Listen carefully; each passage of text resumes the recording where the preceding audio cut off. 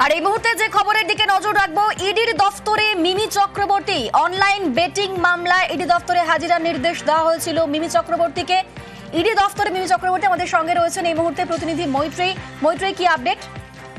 দেখো, আজকে 11টার সময় মিমি চক্রবর্তীকে ডেকে পাঠানো হয়েছিল এনফোর্সমেন্ট ডিরেক্টরেটের অফিসে এবং 11টা বাজার কিছুক্ষণ আগে 11টা 45 নাগাদ মিমি চক্রবর্তী তার আইনজীবীর সঙ্গে এসে পৌঁছান এবং তারপরে যে প্রয়োজনীয় এন্ট্রির জন্য যে ফর্মালিটিস আছে সেই ফর্মালিটিস পুরো করে তিনি ভেতরে ঢুকে যান এবং এই মুহূর্তে মিমি চক্রবর্তী তিনি একাই ভেতরে গিয়েছেন এবং তার আইনজীবী বাইরে রয়েছেন। তার কারণ এই ধরনের সমনের ঘটনায় একজনকেই যাকে সমন করা হয়েছে তাকেই ভেতরে অ্যালাউ করা হয়।